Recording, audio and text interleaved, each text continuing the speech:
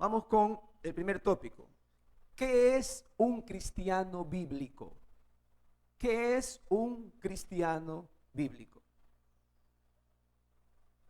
Esto parecería fácil de responder, porque si a ustedes les preguntan ¿qué es un cristiano bíblico? ¿Qué responderían ustedes? ¿Qué para ustedes es un cristiano?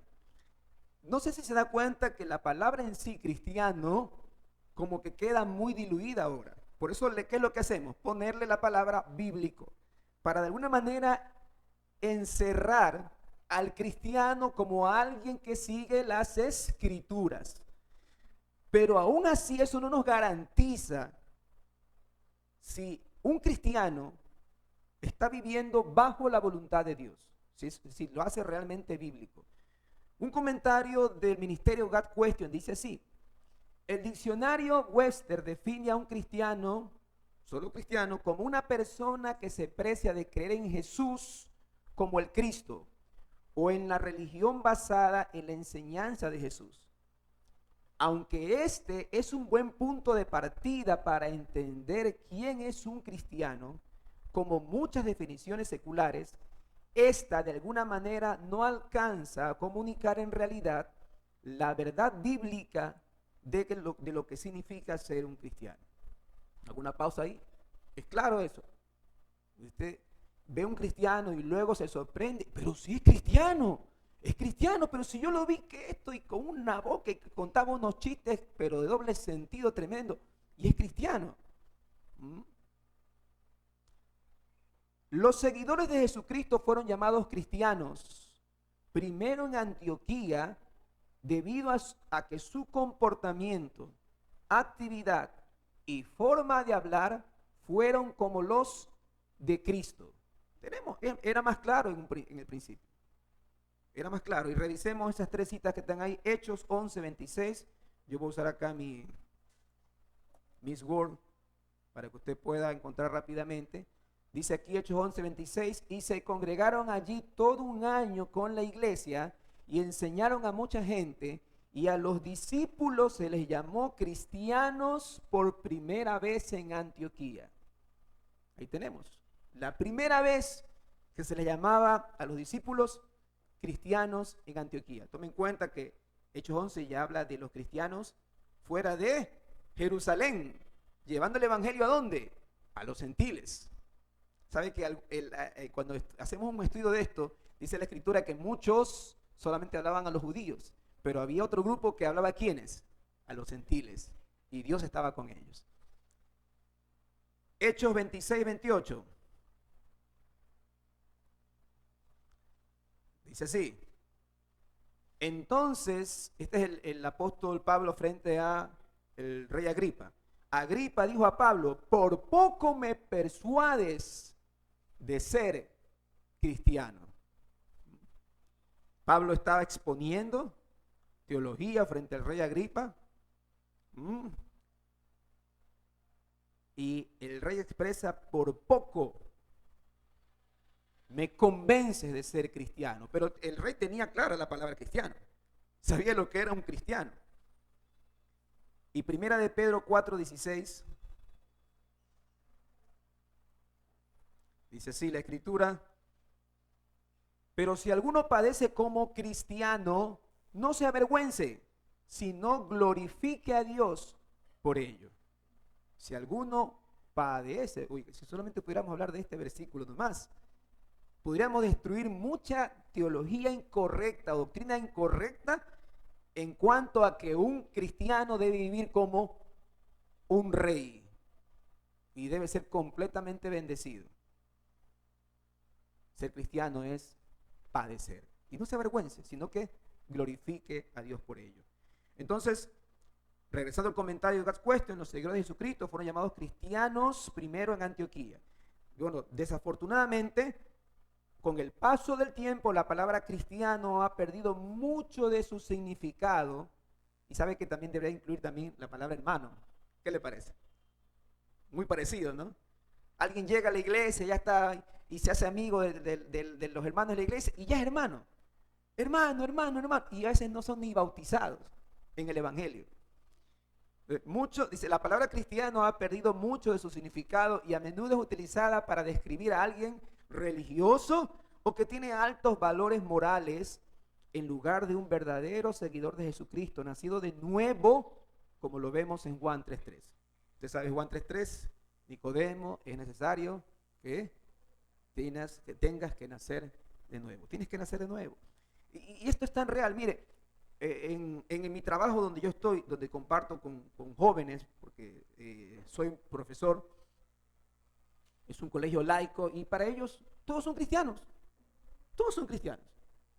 Y en esta semana que yo estaba meditando en el Padre Nuestro. Yo medito en el Padre Nuestro, pero les voy hablando de las cosas de Dios de una manera que ellos no están acostumbrados, ¿no? Yo les decía, la última parte del Padre Nuestro, y no nos metas en tentación, mas líbranos del mal, amén.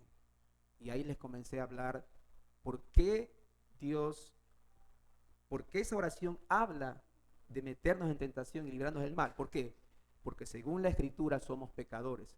Y según la palabra de Dios, y le mandaba Romanos 3, 10 y 11, no hay justo, ni aun uno, no hay quien entienda, no hay quien busque a Dios. Yo le decía, mire, ¿qué dice la Biblia con respecto a todos nosotros, que somos injustos? ¿Qué dice? Que somos pecadores, que somos inútiles, que somos desobedientes. O sea, bajándole, y porque cada uno tiene un concepto moral cuando decimos que somos cristianos. Desde la vista de los hombres, uno puede hacer cosas buenas y alcanzar gracia, y alguien que puede ser llamado cristiano puede hacer lo mismo también. Pero desde la vista de Dios, desde la perspectiva de Dios, es completamente diferente. Pero ya vamos a hablar también un poquito más de todo esto. Entonces no se trata de tener altos valores morales, no se trata de seguir de alguna manera prácticas o tendencias religiosas. Porque en un tiempo nosotros nos cuestionamos con respecto a la presentación de niños, por ejemplo, y fue un gran salir de ese esquema en el que estábamos haciendo algo que a la verdad no tiene un fundamento claro en la palabra, no tiene un fundamento bíblico en la palabra de Dios, y que se había convertido también en esas presentaciones, se parecían mucho a los bautizos que se hacen en la religión católica, donde vienen los conversos y los inconversos, y con el pretexto de evangelizar, ahí estamos todos juntos. Entonces, a veces hacemos cosas y no nos cuestionamos por qué las hacemos. Y las cuestiones tienen que ser, obviamente, nos tienen que llevar ¿a dónde? Al fundamento. ¿Y cuál es el fundamento? Lo que dice la Escritura. ¿Por qué hacemos lo que hacemos? Lo dice la palabra de Dios. Bueno, vamos a continuar.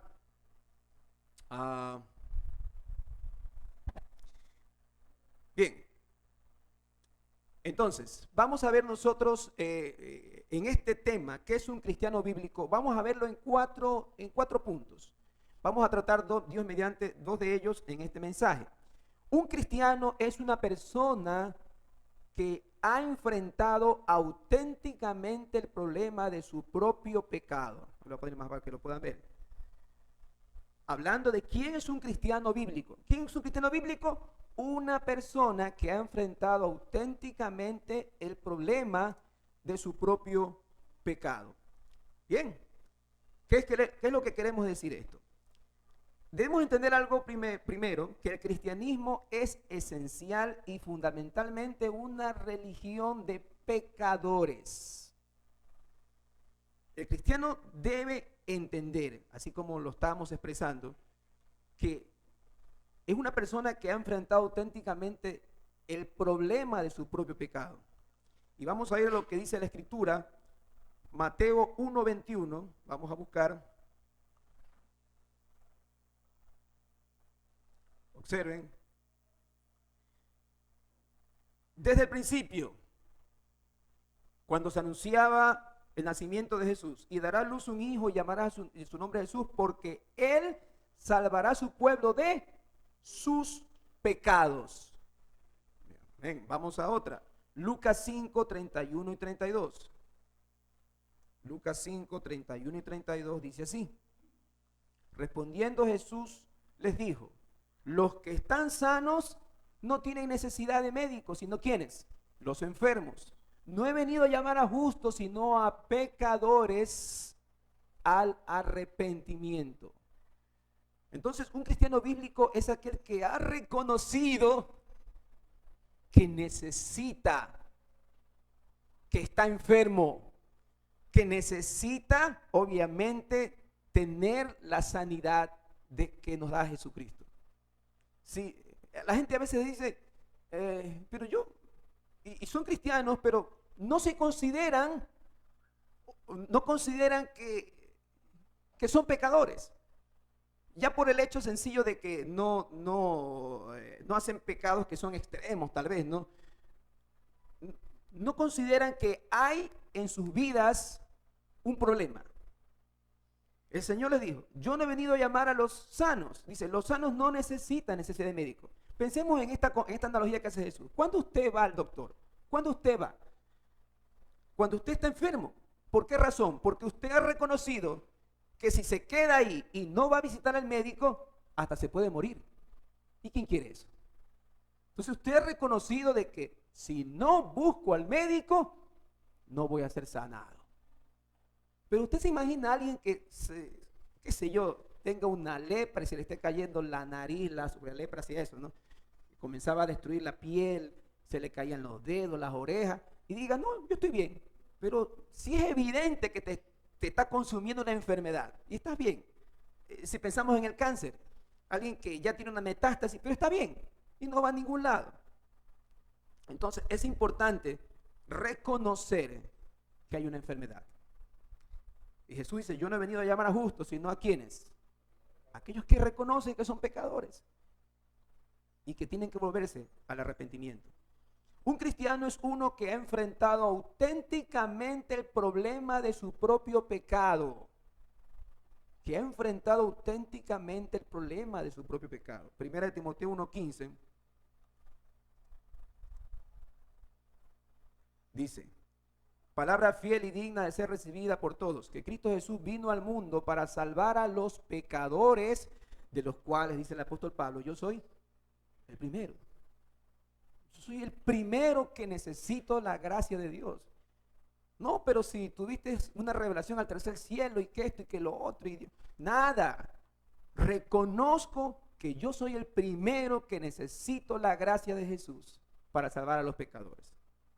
Imagínense, imaginémonos nosotros. Cuando les hablaba a mis chicos en el colegio, yo les decía, chicos, yo soy el primero que necesito de la gracia de Jesús. Ya porque me ve aquí que usted habla del Señor y todo, ya que... No, yo no tengo alas, les digo. Yo reconozco que soy un hombre pecador y necesito de la gracia del Señor.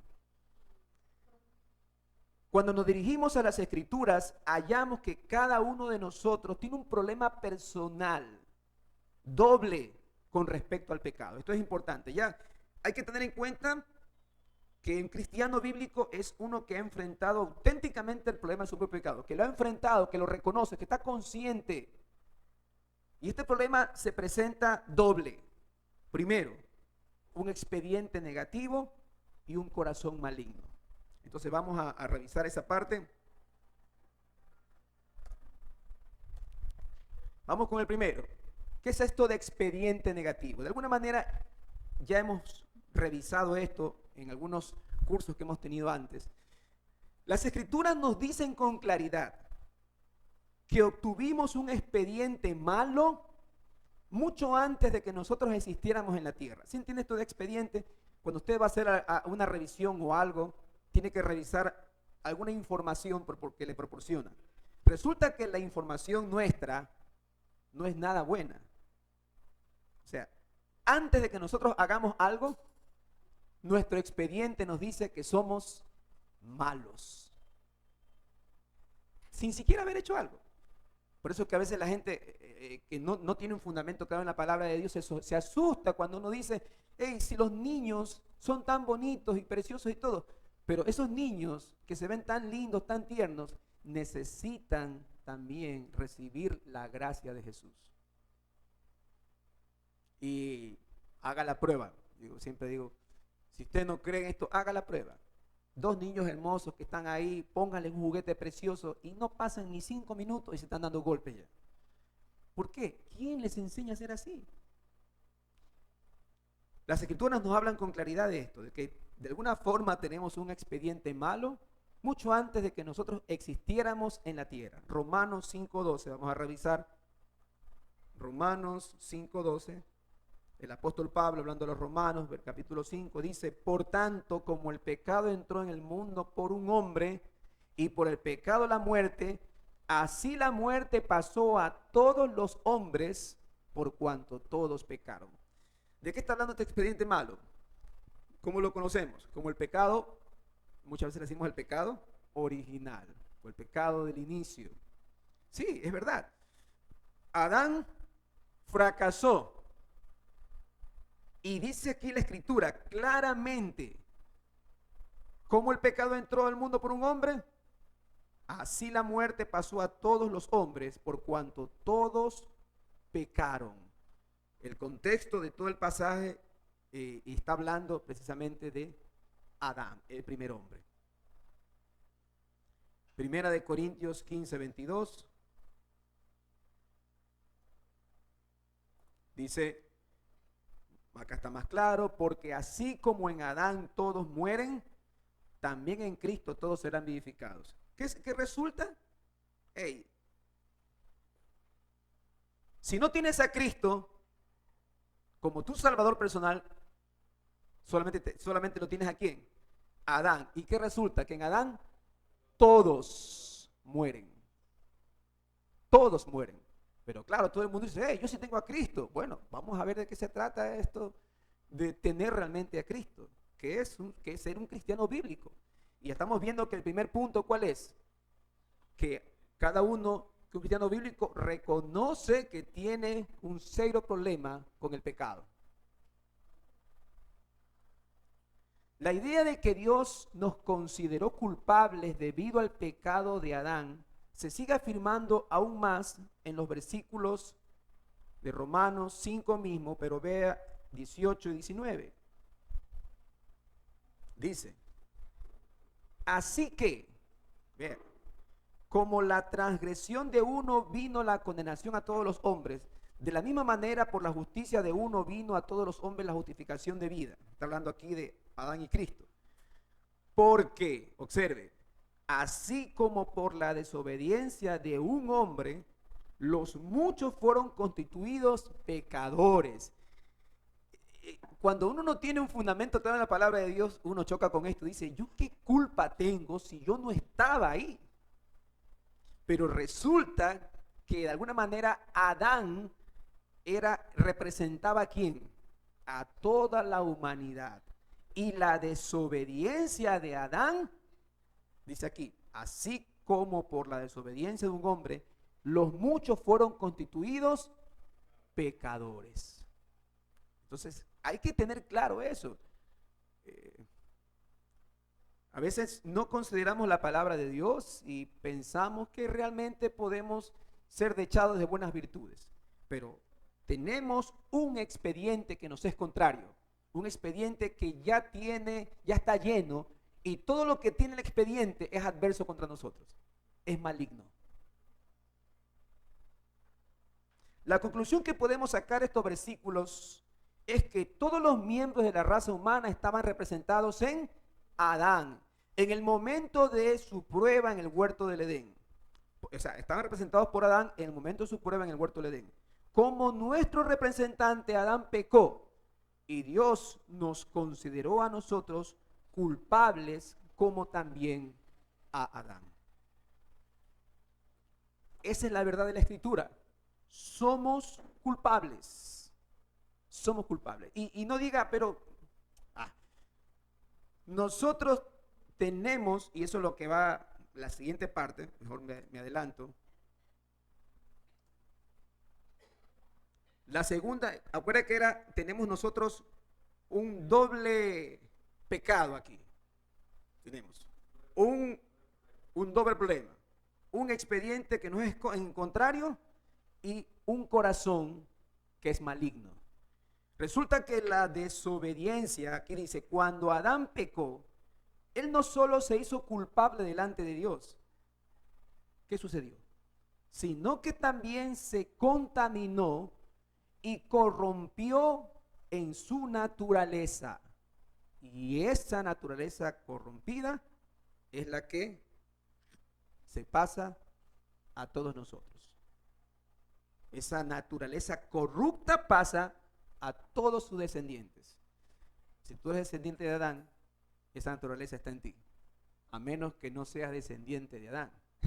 Pero la verdad es que todos somos descendientes de Adán. Romanos 3, 10 y 11, así como les decía en un principio, es muy claro cuando el apóstol Pablo, citando las mismas escrituras, dice, no hay, como está escrito, no hay justo ni un uno, no hay quien entienda, no hay quien busque a Dios, todos se desviaron, se hicieron inútiles, no hay quien haga lo bueno, no hay ni siquiera uno.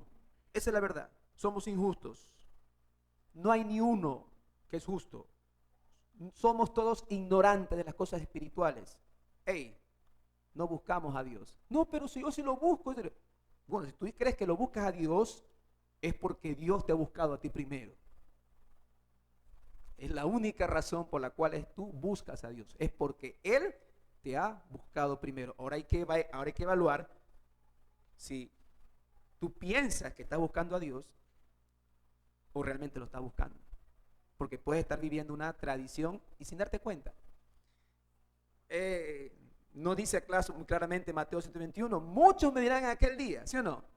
Señor, Señor.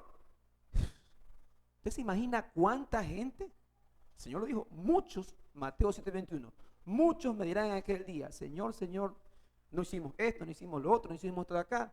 Y Él les va a decir, nunca los conocí. Todos se desviaron, estamos desviados de la presencia del Señor. Somos inútiles para alcanzarlo. No hay quien haga lo bueno, ni siquiera uno. Jeremías 17:9. Jeremías 17:9. Engañoso es el corazón, más que todas las cosas, y perverso. ¿Quién lo conocerá? Esa es la verdad. Por eso les digo, entre los hombres puede haber, hace perfecto, tiene buenas obras, qué buena persona es, qué lindo cristiano que es, qué lindo creyente. Perfecto, pero esa es la perspectiva humana. ¿Y Dios cómo nos ve? Y una cita más, Marcos 7:21. Dice aquí, el Señor Jesús, esta parte preciosa para poderlo examinar, leerlo todo, hablando con ellos y reclamándole. En el contexto se ve, dice, ¿por qué lo juzgan al Señor? Porque esto empieza acá, dice, miren, que tengamos un contexto. Aquí están los famosos fariseos. Miren, ¿qué hacían los fariseos? Aferrándose a la atención de los ancianos. Si muchas veces no se lavan las manos, no comen. Pero sucede que los discípulos de Jesús comían con tranquilidad. ¿Y qué hacen ellos? Les preguntaron pues los fariseos, los escribas, ¿por qué tus discípulos no andan conforme a la tradición de los ancianos, sino que comen pan con manos inmundas? Y ahí el Señor les da una enseñanza que queda al final en lo que estábamos leyendo, que es el versículo 21. Dice así, desde el 20 para el contexto. Pero les decía, lo que del hombre sale, eso es lo que contamina al hombre. No es lo que contamina al hombre lo que ingresa como comida, no. Es lo que sale. ¿Por qué? Porque sale dentro del corazón. ¿Qué salen? Los malos pensamientos, los adulterios, las fornicaciones, los homicidios, hurtos, avaricias, maldades, engaños, lascivia, malos pensamientos, envidia, lo que es la inmoralidad, maledicencia, soberbia, insensatez. Todas estas maldades salen ¿de dónde? De dentro y contaminan al hombre. ¿Por qué razón? Porque a la luz de la Escritura el hombre tiene un corazón perverso, tiene un corazón maligno. Esa es la verdad de las Escrituras. Pablo no dice que los designios de la carne, es decir, los designios de una mente que nunca ha sido regenerada por Dios, tienen algo de enemistad. Él los llama completamente y claramente enemistad. Romanos 8:7, observe, dice claramente, dice, por cuanto los designios de la carne son enemistad contra Dios. ¿Sabe qué? No se sujetan a la ley de Dios, no pueden hacerlo. Los que viven según la carne no pueden agradar a Dios. ¿Cómo se llama este segundo problema? ¿Cómo lo conocemos? ya hablando de teología, muchas veces se lo llama la depravación total. O como lo dicen otros, la corrupción radical. El hombre está corrupto, perverso, ¿desde dónde? Desde su parte más profunda, desde la raíz. Entonces, eso es lo que el cristiano bíblico es una de las primeras cosas que entiende, que tiene un problema serio y que su vida cristiana la está enfrentando con ese problema que tiene. Un cristiano es una persona que ha enfrentado auténticamente el problema de su propio pecado. Es decir, entender que tengo un expediente contrario, el pecado original, y que tengo un corazón perverso, hablando de la corrupción radical o la depravación total. Esa es la verdad de la Escritura y es algo que debemos tener muy en claro. Entonces, primer punto, ya lo tenemos, vamos al segundo punto. Un cristiano bíblico es aquel que ha considerado seriamente el único remedio divino para el pecado. Ya el cristiano reconoce que tiene un problema muy serio. Se ha enfrentado a ese problema. Pero por la misma Escritura nos dice que el único remedio no proviene de él mismo, sino que tiene que ser dado por Dios. Por eso dice, es aquel que ha considerado seriamente el único remedio divino para el pecado. El cristianismo no es un esquema religioso de autoayuda en el que te arreglas a ti mismo con la ayuda de Dios. No se trata de una autoayuda. Reconozco que tengo un problema malo, así que yo voy a tratar de vivir de una forma que agrade a Dios. Efesios 2:1, siempre que hemos hablado de Efesios con respecto a la naturaleza del hombre, dice, y Él os dio vida, el apóstol Pablo diciendo a los Efesios, capítulo 2, versículo 1, y Él os dio vida a vosotros cuando estabais muertos en vuestros delitos y pecados. Entonces, para la Escritura, desde la perspectiva de Dios, nosotros estábamos muertos en delitos y pecados. Y si estábamos muertos, ¿cómo un muerto puede hacer algo para levantarse? Si está muerto, no puede hacer nada. No podemos levantarnos a nosotros mismos, sino que Dios interviene en la situación en la que se encuentra el hombre y hace algo que nunca hubiéramos podido hacer por nosotros mismos. No es como a veces muchos dicen y citan la Escritura, no es un ayúdate que yo te ayudaré, no es eso, no se trata de eso. No puede el ser humano ayudarse por sí mismo, ni siquiera cooperar con Dios en esto. Dios tiene que tomar la iniciativa. Juan 3:16. Usted lo conoce, el pasaje más. De tal manera amó Dios al mundo que ha dado a su Hijo unigénito para que todo aquel que en él cree no se pierda, mas tenga vida eterna. Dios conoce la situación en la que estamos. Y la única manera para que Él pueda salvarnos es dándonos ¿a quién? A su Hijo Jesucristo. Primera de Juan 4:10. Primera de Juan 4:10 dice así: en esto consiste el amor de Dios, no en que nosotros hayamos amado a Dios, sino en que Él nos amó a nosotros y envió a su Hijo en propiciación por nuestros pecados. Esa palabra propiciación tiene también su explicación, pero no lo vamos a ver en este momento.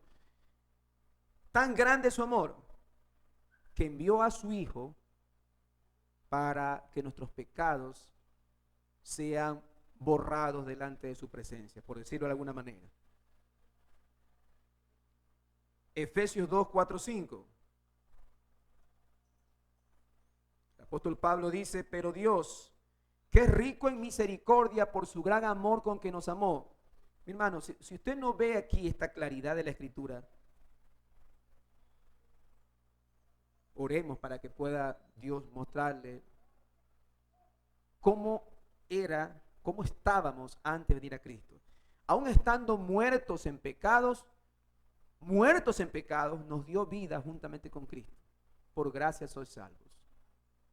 Entonces, es claro, esto no es un sistema, un esquema religioso de autoayuda. Tiene que intervenir Dios en la situación humana, porque si el hombre está muerto, no puede hacer nada a menos que Dios le dé vida. Vamos a continuar. Bien, ahora vamos a revisar esta partecita de aquí en 3 puntos. Vamos con el primero. El remedio de Dios para el pecado está unido a la persona de Cristo. El remedio divino para el pecado está unido a una persona. Y esa persona no es otra cosa, no es otra que nuestro Señor Jesucristo, el Verbo eterno que se hizo hombre, uniendo una naturaleza humana real a su naturaleza divina. Lo primero que el cristiano bíblico debe conocer, que el remedio de Dios, el remedio que Dios da para la situación en la que se encuentra, está enfocado en una sola persona. ¿Y quién es? Jesucristo. Está en Jesús. La solución para nuestro problema de pecado no está en un rito, no está en una obra que podamos hacer, no está en una religión, no está en un credo de doctrinas, sino en una persona.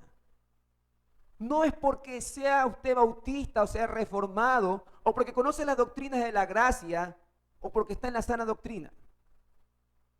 Sí, es interesante, no sé si está prestando atención a lo que estoy diciendo, porque muchas veces, como ya obviamente tenemos un conocimiento bíblico de la palabra y nos llamamos reformados y estamos estudiando la confesión de fe y estamos hablando de cosas más bíblicas como la membresía bíblica y todo esto, ya pensamos que tenemos la solución a nuestro remedio, perdón, la solución a nuestro problema, tenemos el remedio de Dios ya para nuestras vidas. No, usted debe entender que el remedio de Dios está en la persona de Cristo y punto, nada más. Esa es la verdad. Que sí, claro que tenemos que estudiar, que tenemos que conocer la palabra, que tenemos que, pero usted nunca pierda la brújula en Jesús. En el momento que usted pierde la brújula en Jesús, ¿sabe lo que va a pasar? ¿Sabe lo que va a acontecer? Cuando le hagan algo se va a resentir. Cuando el pastor no lo salude, va a comenzar a pensar que tiene algo contra usted.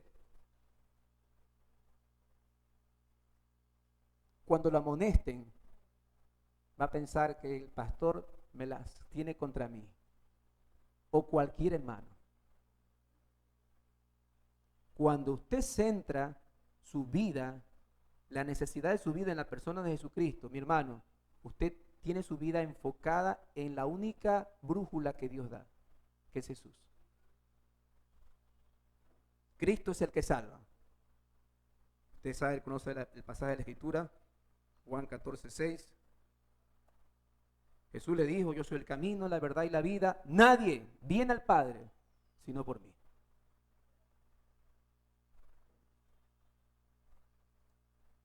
Vamos al siguiente. El remedio de Dios para el pecado está en una sola persona. Ahora, segundo, el remedio de Dios para el pecado está centrado en la cruz sobre la cual Jesús murió. Porque muchos ven a Jesús como un gran líder y lo ven como un iluminado, pero cuando les hablan de la cruz es otra cosa. Cuando vamos a las Escrituras hallamos que el remedio divino está centrado de manera exclusiva en la cruz de Cristo. Juan 1:29. El siguiente día vio Juan a Jesús que venía y ¿qué dijo? He aquí el Cordero de Dios que quita el pecado del mundo. El Cordero que iba a ser sacrificado. Mateo 20:28. Como el Hijo del Hombre no vino para ser servido, sino para servir y dar su vida en rescate por muchos. ¿Cómo dio su vida? En la obra de la cruz. La verdadera predicación del evangelio está tan centrada en la cruz que Pablo le llama la palabra o mensaje de la cruz. Así dice el apóstol Pablo, 1 Corintios 1:18, o voy directamente a 1 Corintios 2:2. El apóstol Pablo llegando a los Corintios, ¿y qué dice el apóstol? Me propuse no saber otra cosa alguna sino a Jesucristo y este crucificado. ¿Ellos qué querían? Ellos querían escuchar grandes disertaciones de pensamiento, pero dice el apóstol, mi palabra y ni mi predicación fue con palabras persuasivas de humana sabiduría, sino con demostración del Espíritu y de poder, para que vuestra fe no esté fundada en la sabiduría de los hombres, sino en el poder de Dios. ¿Qué les vino a hablar el apóstol? Les vino a hablar de Cristo, ahí está la persona, y la obra de la cruz. No que danos profundidades y queremos saber de esto, no, la cruz. Por eso si en su mensaje evangelístico usted se aparta de la cruz, ya está usando sus propios medios. La cruz fue el lugar en el que Dios, por imputación, apiló los pecados de su pueblo sobre su Hijo. En la cruz la maldición fue cargada sustitutivamente. Esto de apiló o imputó, que es lo que sencillamente pasó ahí, 2 Corintios 5:21. Ya tengo el tiempo encima. 2 Corintios 5:21. Observen. Al que no conoció pecado, por nosotros lo hizo pecado para que nosotros fuésemos hechos justicia de Dios en él. ¿Qué es lo que pasó en la cruz? ¿Qué es lo que pasó? Él se hizo maldición en mi lugar. Yo recibí justificación delante de Dios y él llevó mis pecados. Y lo último que vamos a ver, el remedio de Dios para el pecado es adecuado para todos los hombres y se ofrece a todos los hombres sin discriminación.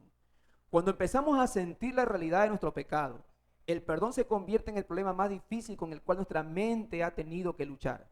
Es entonces que necesitamos conocer que en una persona y tal persona crucificada, Dios ha provisto el remedio adecuado para todos los hombres, el cual es ofrecido a todos los hombres y sin discriminación.